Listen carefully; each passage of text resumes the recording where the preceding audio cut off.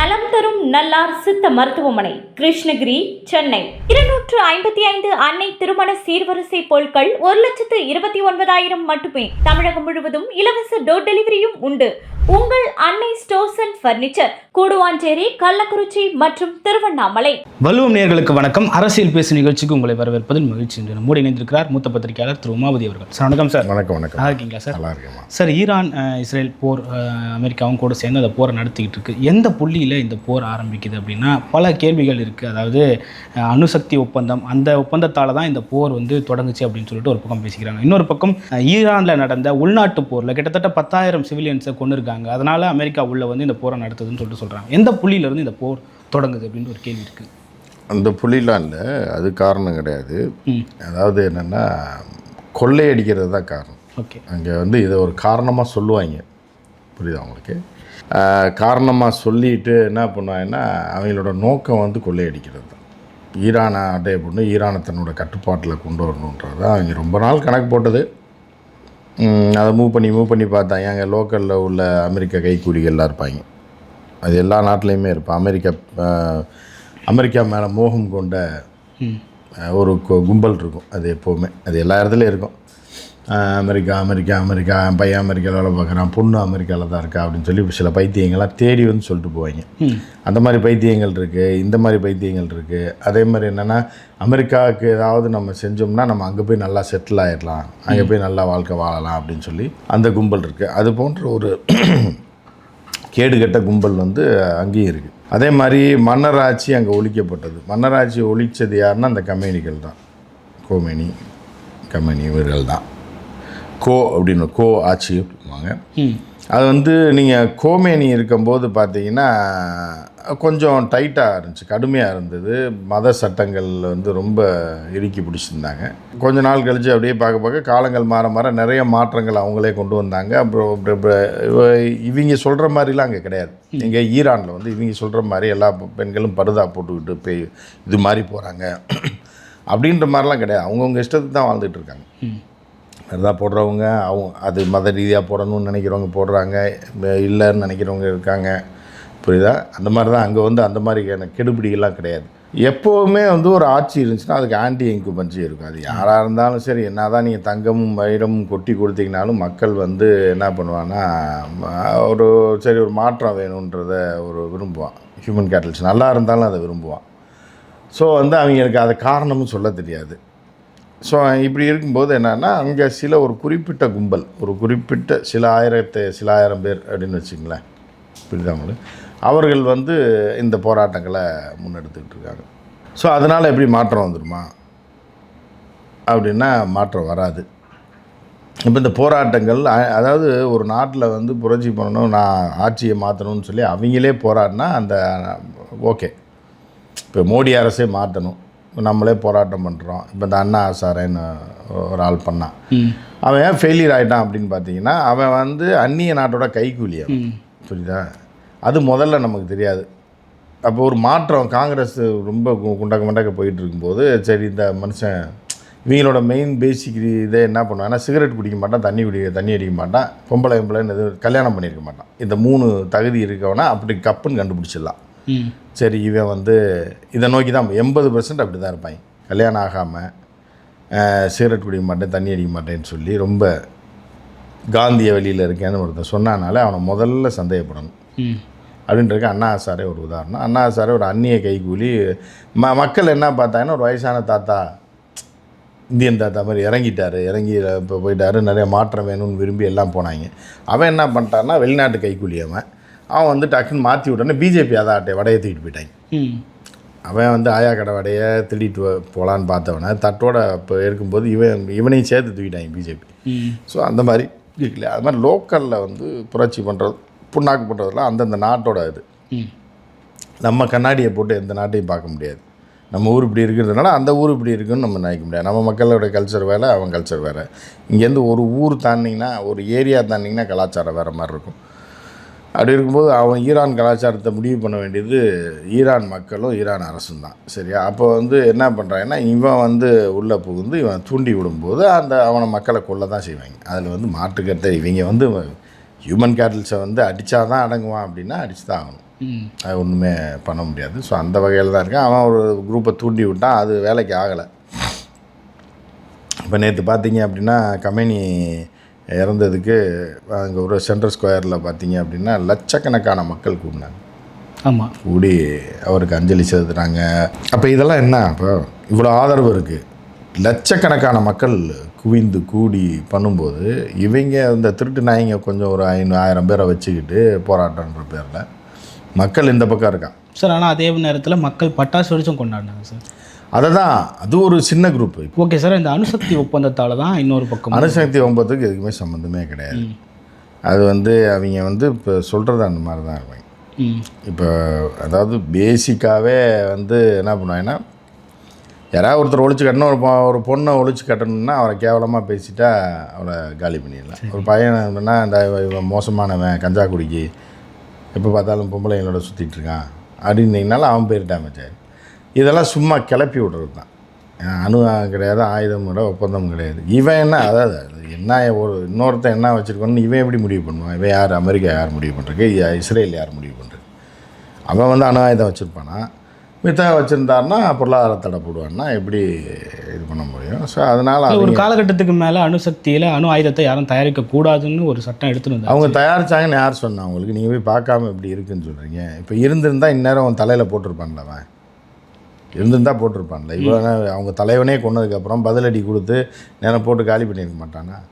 ஏன் போடல? அவன்கிட்ட இல்லை, ரெடி பண்ணி. அப்புறம் ஏன் ஒப்பந்தத்துக்கு கையெழுத்திடல? ஏன் அதுக்கு முரண்டு பிடிக்கிறாங்க? முரண்டு பிடிக்கிறாங்கன்னா இனிமேல் தயாரிக்க போகிறாங்க அவங்க. ஓகே, இனிமேல் ஏன்னா இந்த அளவுக்கு நெருக்கடி வரும்போது தயாரிக்க தான் செய்கிறான் அப்படின்னு. அப்படி தான் பண்ணுவேன், என்ன பண்ணுறேன் அப்படின்ற மாதிரி தான் கேட்குறேன். ஓகே சார், இதெல்லாம் ஒரு பக்கம் இருந்தாலும் பெஞ்சமின் நெதன்யா 90கள் காலகட்டத்திலேயே கிட்டத்தட்ட ஒரு 7 கல்ஃப் கண்ட்ரிஸை நம்ம இந்த மாதிரி பண்ணணும் அப்படின்னு சொல்லிட்டு, போர் நடத்தணும் அப்படின்னு சொல்லிட்டு சொன்னதாகவோ, அகண்ட இஸ்ரேல்னு ஒரு நாடை உருவாக்கணும் அப்படின்றது அவரோட கனவாகவும் இருக்குது. அது எப்படி பார்க்குறீங்க? இல்லை, அது எப்படி பார்க்குறோம், உலகத்துக்கே தெரியும். அகண்ட இஸ்ரேல் இந்த பைத்தியக்காரங்க சொல்லிட்டு தர்றாங்களா, அந்த மாதிரி செருப்படி தான் அவங்க செருப்படி இல்லை, ஆயுதத்தினால தான் பதிலடி கொடுக்கப்படுது. இந்த இப்போ கஷ்டப்படுறது யார்? இஸ்ரேல் மக்கள் தானே. இஸ்ரேல் பூராமே குண்டு விழுந்துருக்கு, அலறி எல்லாம் தெரிச்சு ஓடி திருப்பி நிம்மதி இல்லாமல் போயிட்டாங்க. சைரன் சத்தம் எங்கே பார்த்தாலும் அடிச்சுக்கிட்டு இருக்கு. அரபு நாடு பூராமே நாசமாயிடுச்சு. அந்த அகண்ட இஸ்ரேலை உருவாக்கணுன்றது அந்த பைத்தியக்காரங்களோட நீண்ட நாள் இது. அதுக்காக தான் பலரை கொன்று குவிச்சிக்கிட்டு இருக்காங்க. இது வரைக்கும் லட்சக்கணக்கான பேரை கொன்று குவிச்சிருக்காங்க. ஸோ அது எல்லாத்துக்கும் திருப்பியும் அவங்க ஒரு முடிவை நோக்கி மக்களை தள்ளுறாங்க, பிற நாடுகளை தள்ளுறாங்கன்னு தான் நம்ம பார்க்க முடியும். 2 நாடும் சேர்ந்து ஈரான் மீது போர் தொடுக்க காரணம் என்ன? ஆமாம், அது அப்புறம் கூட்டணி தான் 2, 3 கணக்கு என்ன இருக்குது. சண்டைன்னு வந்துட்டால் இறங்க கிளியாத சட்டை எங்கே இருக்குது? இறங்க தான் செய்வாங்க. இப்போ அமெரிக்கா நேரடியாக என்ன பண்ணுறான்னா, இவனை வச்சு அடிக்க விட்டுட்டு இவன் பஞ்சாயத்து பேசுவான். இப்போ மரண அடி வாங்கிட்டான் இஸ்ரேல். இப்போ நேற்று அவர்களுக்கு என்னன்னா, பெரிய அளவில் தாக்கம் இல்லைன்னா கூட இப்போ அவங்க தலைவரை கொண்டுட்டாங்க அப்படின்றது ஒரு மிகப்பெரிய ஒரு தாக்கமாக இருக்கிறதுனால அவங்க பதிலடி கொடுத்துட்ருக்காங்க. நேற்று நைட்டெல்லாம் பயங்கரமான அரபு நாடு முழுவதுமே, UAE முழுவதுமே தாக்குதல். ஒரு இடத்த விட்டு வைக்கல. துபாயெல்லாம் நாசக்காடுபடுத்தி விட்டாங்க. துபாய் இப்போ விழுந்த அடிக்கே எந்திரிச்சு வரக்கு 2-3 வருஷம் ஆகும். இனி அது துபாயோட மார்க்கெட்டே உடச்சி விட்டாங்க. ஓவர் தி நைட்டில் உடச்சி விட்டாங்க. இனி எவனும் துபாய் பக்கமே கொஞ்ச நாளைக்கு போக மாட்டான். அப்படிப்பட்ட ஒரு இந்த சண்டை நடந்துகிட்டு இருந்துச்சுன்னா துபாய் காலி. குவைத்தில் எல்லாம் வேலையை விட்டு வந்துடுவான், சவுதியிலேருந்து வந்துடுவான், கட்டார்லேருந்து வந்துடுவான். புரியுதா? இந்த நாட்டை குறி வச்சு தாக்குறாங்க சார் ஈரான். அது இவங்க பூராமே அமெரிக்கா கைக்கூலிக்காக அவங்க பார்க்குறாங்க. ஆனால் அதுவும் இஸ்லாமிய நாடுகள்.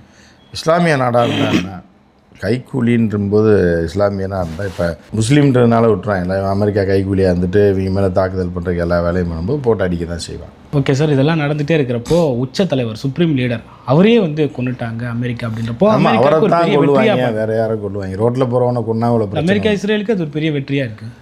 வெற்றியார், அதாவது போரில் எல்லாம் கிடையாது. இன்றைக்கி நேற்று பிரச்சனை இல்லை, 2000 வருஷத்துக்கு மேலே உள்ள பிரச்சனை. புரியுதா? எப்போ இஸ்லாம் தோடுச்சோ அதுக்கப்புறம் வந்த பிரச்சனை. அது இப்போதைக்கு முடியாது, அது எந்த நூற்றாண்டுலேயும் முடியாது.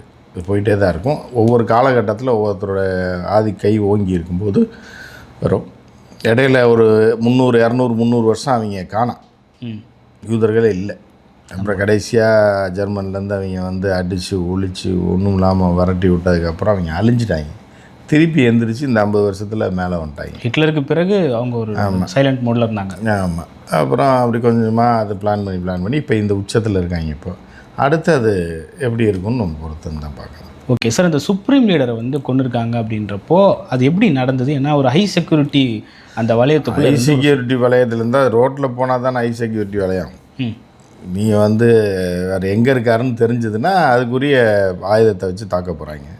அங்கே உள்ள உளவு பிரிவு சொல்லி ஆளை போட்டு தேடிகிட்டே இருந்திருக்காங்க. இப்போ இஸ்ரேல் என்ன சொல்கிறாங்கன்னா கிட்டத்தட்ட 1 மாதமாக அவரை ஃபாலோ பண்ணிகிட்டு இருந்திருக்காங்க. 1 மாதமாக எங்கே போகிறாரு, எங்கே வராரு, எங்கே இருக்காருன்னு ஐடென்டிஃபை பண்ணிட்டாங்க. எங்கே போகிறாரு வராருன்னு 1 மாதமாக ஃபாலோ பண்ணிகிட்டே இருந்திருக்காங்க. பல முறை ட்ரை பண்ணியும் இருக்காங்க, இன்னும் பண்ணலாமா, இது பண்ணியிருக்காங்க. ஸோ இப்போ கூட வந்து அவரை வந்து இரவில் வந்து கொல்லணும் அப்படின்னு தான் பிளான் பண்ணியிருக்காங்க. அதில் எது ஜஸ்ட் மிஸ்ஸு. அதனால தான் காலையில் 9 மணிக்கு கரெக்டாக இங்கே இருக்கார். ஒரு மீட்டிங் நடந்திருக்கு காலைல 9 மணிக்கு. ஒரு மீட்டிங்கில் 40 முக்கிய தலைவர்களோட 40 முக்கிய தலைவர்லாம் கிடையாது, 7-8 பேர் அவனோட மீட்டிங் நடந்துகிட்டு இருக்கும்போது அப்போ அந்த அளவுக்கு வந்து உளவு உள்ளே இருக்கவன் உளவு சொல்லியிருக்கான், கூடயே இருந்து இவரோட மூமெண்ட்ஸ் ஃபுல்லாக இவரோட க்ளோஸாக இருந்து வாட்ச் பண்ணவன் எல்லாத்தையும் சொல்லி யார் வந்திருக்காங்க, எத்தனை மணிக்கு நடக்குது அப்படின்றப்போ மிகப்பெரிய ஒரு காட்டி கொடுத்த ஒரு கொடூரமான ஒருத்தன் அவனாக இருந்திருக்கான் காசுக்காக. சார், ஆனால் அவர் கூட இருக்கிறவங்க எல்லாருமே வந்து கிட்டத்தட்ட மத ரீதியான அந்த ஆர்மிஸ் தான் நினைக்கிறேன் சார். அதை தாண்டி இருப்பாங்க புரட்சி அது இருக்கா, அதாவது ஐஆர்ஜிசின்றது வேறு. அதை தாண்டி செகண்ட் சர்க்கிளில் இருக்கவன் தான் காட்டி கொடுத்துருக்கான். ஃபஸ்ட் சர்க்கிளில் இருக்கவன் இல்லை. ஃபஸ்ட் சர்க்கிளில் இருக்கவங்களாம் பெரிய ஆட்கள், செகண்ட் சர்க்கிளில் இருப்பாங்கல்ல அவருக்கு க்ளோஸாக இருக்கவன் அப்படின்னு சொல்லி ஒரு ஹை அஃபீஷியல் தான் அதை பண்ணியிருக்கான். ஏன்னா சாதாரண ஒருத்தன் வந்து ஒரு முறை வேணால் காட்டி கொடுப்பான், இல்லை இருக்கிற இடத்த வேணால் சொல்லுவானே தவிர 1 மாதமாக இவங்களுக்கு தகவல் ஒருத்தன் கொடுத்துட்டே இருக்கான்னா கமேனியோட செகண்ட் சர்க்கிளில் கமேனி இங்கே இருக்காருன்னு தெரியக்கூடிய ஒருத்தர் கூட இருக்கவனாக இருக்கான், கூடயே இருக்கிற அஃபிஷியலாக இருப்பான். ஸோ செகண்ட் கமாண்டில் இருக்கிறவனாக இருப்பான். ஸோ அந்த மாதிரி ஆள் தான் காட்டி கொடுத்துருக்கான். அதனால தான் அது கிளியராக அவங்க முடிச்சிருக்காங்க. ஓகே சார், ஐநாவில் வந்து அமெரிக்கா தரப்புலேருந்து என்ன சொல்கிறாங்கன்னா ட்ரம்ப்பை கொலை செய்ய முயற்சி நடந்ததாக தெரிஞ்சுது, அதனால தான் கம்பெனியை கொன்னும் அப்படின்னு சொல்லிட்டு சொல்கிறாங்க சார். அது எல்லாம் ஹியூமன் கேட்டல்ஸு இந்த திட்டு பையங்க பூரா சொல்கிறது. ஏதாவது ஒரு காரணம் சொல்கிறோம்ல, ஏதாவது ஒரு காரணம் சொல்கிறதுக்காக சொல்லுவாங்க. ஐநாலாம் முடிஞ்சு போச்சு. ஐநாலாம் இப்போ எவனும் மதிக்கிறதும் கிடையாது, ஒன்றும் கிடையாது. அந்த நாடை ஆடுறதுக்கு தான் ட்ரம்ப் இந்த வேலையெல்லாம் பண்ணுறான். நேரடியாக இறங்காமல் இஸ்ரேலை வச்சு அடிக்க விட்டு நாங்கள் ஒன்றுமே பண்ணலையே, இந்த பாருங்கள் எங்கள் கப்பலை தான் அடிச்சிருக்காங்க, நாங்கள் போய் நிலை நிறுத்தணும் அவ்வளோதான். அதுக்குள்ளே இஸ்ரேல் போர்ட்டலில் செத்துட்டாரு, நான் பேச்சுவார்த்தை நடத்துவோம் 2 நாளில் இன்னும். ஓகே சார், இதெல்லாம் ஒரு பக்கம் இருந்தாலும் இது வந்து ஒரு 3வது உலகப் போருக்கான தொடக்கம். ஒரு 3வது உலகப் போர் வராது, மண்ணாங்கட்டி போர் வராது, அதுக்கெல்லாம் சான்ஸே கிடையாது. உலக நாடுகள் எல்லாமே இந்த போர், உலக நாடுகள்லாம் ஒரு மண்ணாங்கட்டி எவன் சேர்ந்தான்? இப்போ ஈரானுக்கு ஆதரவாக எவனா இறங்கியிருக்கானா? ஒருத்தன் கூட இறங்கலை. ஆதரவாக கருத்து வேணால் தெரிவிப்பாங்க தவிர இறங்க மாட்டாங்க. ஓகே சார், இந்தியாவிலையும் பாகிஸ்தான்லேயும் இஸ்லாமியர்கள் அமெரிக்க தூதரகத்தை எதிர்த்து முற்றுகை போராட்டத்தை முன்னெடுத்திருக்காங்க. அது இஸ்லாமியர்களில் வந்து அவங்க நினச்சிருக்காங்க இந்த மாதிரி அமெரிக்காவுக்கு எதிர்ப்பு தெரிவிக்கணுன்றக்காக போராட்டம் பண்ணியிருக்காங்க. அதில் என்ன சொல்ல முடியும்? ஓகே சார், இந்தியாவோட நிலைப்பாடு இதில் என்னவா சார் இருக்குது? ஏன்னா 2 நாளைக்கு முன்னாடி தான் இஸ்ரேலுக்கு போயிட்டு வந்தார். அங்கே போயிட்டு மதர்லேண்டு ஃபாதர்லேண்டுன்னு சொல்லி மோடி அவர்கள் பேசியிருந்தார். அதுவும் பெரிய ட்ரெண்ட் ஆகிட்டு இருக்கு. அதிலேருந்து நீங்கள் தெரிஞ்சுக்கலாம் அவர் என்ன ஸ்டாண்டில் இருக்காருன்னு. பெத்த அப்பனை காட்டி கொடுப்பாரா? இந்த மாதிரி தான். ஓகே, ஆனால் பல நாடுகள் ரஷ்யா, நார்த் கொரியா, சைனா அவங்க சரி, அவனுக்கு அப்பா கிடையாது, இவருக்கு அப்பா இருக்கான். அவனுக்கு நம்ம இதுக்கு இப்போ பாரத மாதாவுக்கு பொண்ணு மாப்பிள்ளை பார்த்துட்டு வந்திருக்காரு. எல்லாம் ஏற்கனவே நடந்திருக்கு போல். மாப்பிள்ளை பார்த்துட்டு வந்தால் கூட பிரச்சனை கிடையாது. ஏற்கனவே அப்பாவாக இருக்கார் அப்படின்றத புதுசாக கண்டுபிடிச்சிருக்காரு. அப்போயே அவரோட பாலிசி என்னன்றது தெரிஞ்சுக்கலாம். இல்லை, இந்தியா தரப்புலேருந்து என்ன சொல்லப்படுதுன்னா பயங்கரவாதத்திற்கு எதிராக எந்த நாடெல்லாம் நிற்குதோ அங்கெல்லாம் நாங்கள் நிற்போம். அவங்க என்னத்தையும் சொல்லிட்டு போகிறாங்க, இவங்களால ஒன்றும் ஆகாது, ஏதுக்கோ போய் காலில் விழுந்துட்டு வந்திருக்காங்க. அது என்னத்தையோ பண்ணி தொலைக்கிறாங்க. ஓகே, இப்போ ஈரான் வந்து பயங்கரவாத நாடு தானா சார்?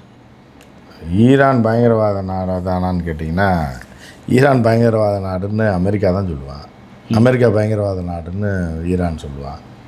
மாற்றி சொல்ல வேண்டியதான். ஓகே, இந்த போரோட முடிவு எப்படி இருக்க போகுது, அடுத்து ஈரான் என்ன தாக்கத்தை ஏற்படுத்த போகிறாங்க, எதிர்வினை எப்படி இருக்க போகுது அப்படின்ற எதிர்வினை தான் சண்டை நடந்துகிட்டு இருக்குல்ல, தாக்குதல் நடந்துகிட்டு இருக்காங்க. அது தொடர்ந்து போயிட்டே இருக்கும். ஒரு கட்டத்தில் இப்போ இன்னும் 2-3 நாளைக்கு ட்ரம்ப் பேச்சுவார்த்தையை கூப்பிடுவான். புரியுதா? இந்த மாதிரி ஆயிடுச்சு அப்படின்னு.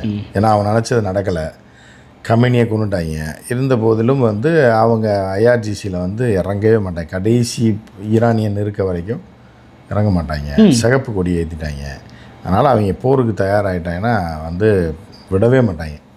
அவங்க இனி வந்து ஈரான் கையில் தான் இருக்குது, நிறுத்துறதா இல்லையான்னு. கடைசி இருக்கிற கல்லை கூட தூக்கி இவங்க மேலே போட்டு தான் அவங்க அழிஞ்சு போவாங்க. அதுக்குள்ளே இவனை பாதி அழிச்சிடுவாங்க.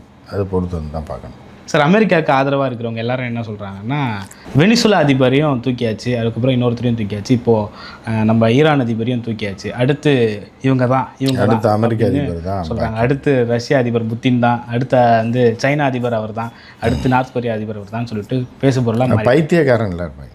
அவங்களுக்கு என்ன சொல்லுங்கள், எச்சக்கலை பைத்தியக்காரங்களாக இருப்பாங்க, அமெரிக்க பைத்தியங்களா அதில் நம்ம ஒன்றுமே சொல்ல முடியாது. ஓகே சார், பல்வேறு கருத்துக்களை பகிர்ந்து பண்ணி மற்றும் ஒரு கான்செப்ட். நன்றி சார்.